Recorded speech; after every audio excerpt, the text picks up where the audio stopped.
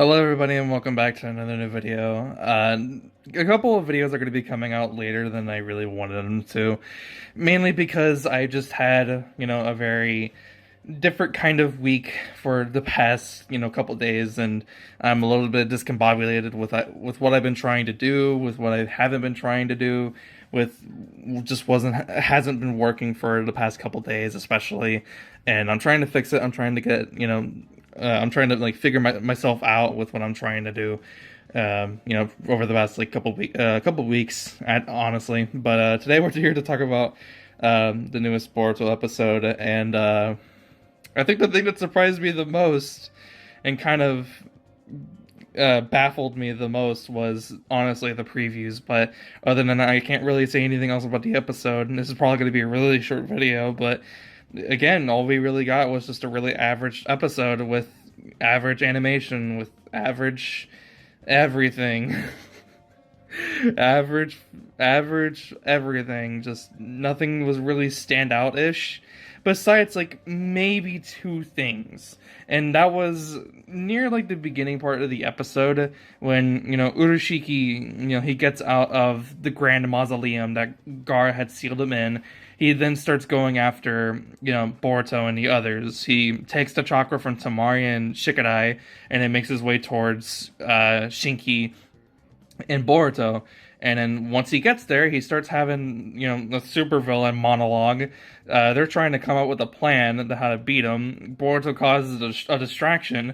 And then Shinki actually does something different that we haven't seen him do before. And it was kind of cool, mainly because of the fact that he has his own sealing jutsu. And then it also involves a puppet. So that means Shinki also knows how to use puppets. He knows how to do the puppet master jutsu like Kankuro.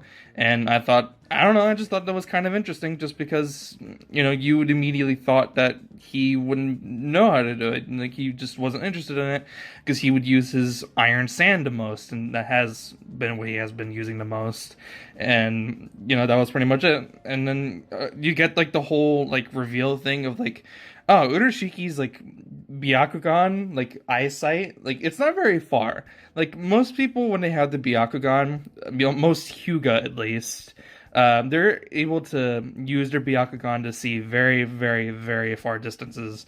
And I just assumed because he was in Otsutsuki, like Kaguya, similar to Kaguya, his Byakugan, line of sight with it activated would be very far, but I guess it wasn't, because Urashiki's like, oh, well, he had to use the puppets. He doesn't say, but I'm just assuming, because he had to use the puppets in order to figure out where they were going, his line of sight wasn't really that far, with just it activated by itself without the use of the puppets that were chasing after him for the past couple episodes.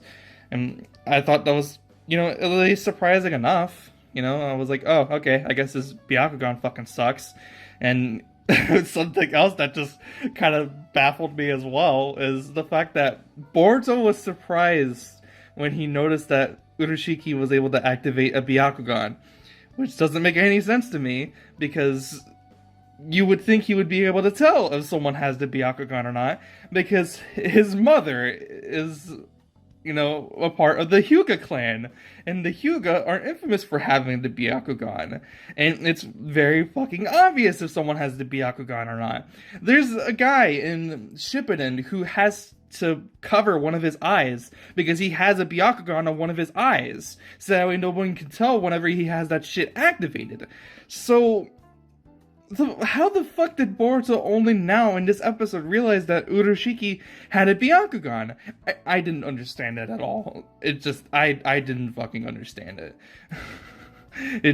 It surprised me. It made me question Boruto's intelligence way more than I already fucking was. But, and then, yeah, the rest of the episode was just pretty much average.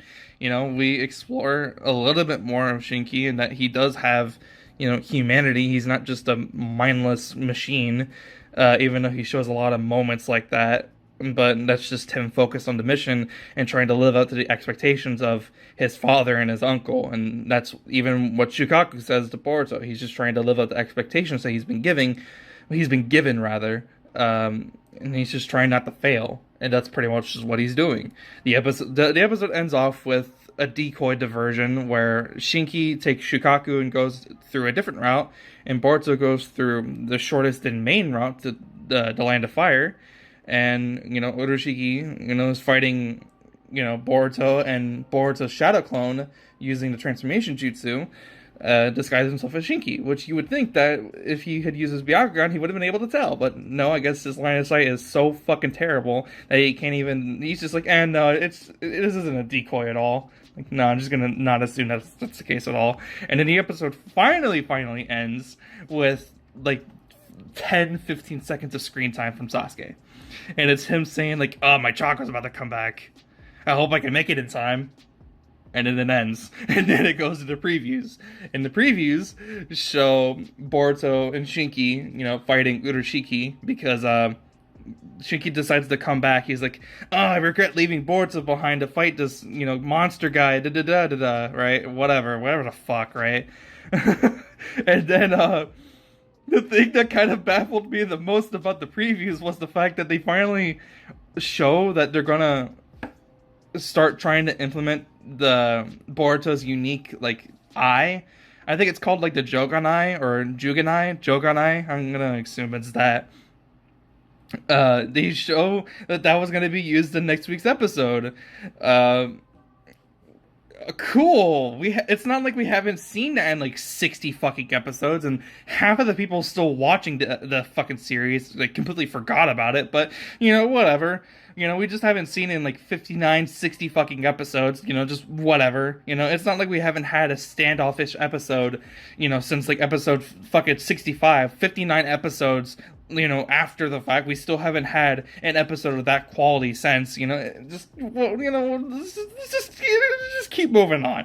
Let's just keep moving on and pretend like they never existed. We're gonna go ahead and just do our own thing and, prioritize this show to children, because that's what the series is all about. This is what the meanings and the stories and messages behind Naruto and Naruto Shippuden have always been towards. It's always been for children. Not to say that children can't watch Naruto and Naruto Shippuden. I mean, hell, if I had gotten into Naruto, really, much earlier than I did, I probably would have been watching it when I was a kid, to be honest. So it's not that a show can't be for kids. It's the fact that Boruto's too scared to do anything really mature, and it tries to stay on a safer path. The dude and the girl that Boruto was hanging around towards the beginning of the arc, the dad, is almost killed by Uroshiki. Emphasis on almost. He fucking lives, and it's just cool. I'm sort of glad he didn't die, I guess, but I don't know. I just feel like maybe it would have had more impact if he had died, because Shinki, or no, Uroshiki says that Boruto didn't even know them, so why is he so mad, right? And so maybe that line would have been a lot more impactful if, I don't know, the dad died. I don't know, just do fucking something. I don't fucking know, just I'm ranting again. I'm gonna go ahead and wrap up the video. If you enjoyed for whatever reason, be sure to leave a like, and if you are new, subscribe for more videos just like this. I'll see you guys in the next video, which will be a Demon Slayer episode review. Yeah, see you guys next time. Peace.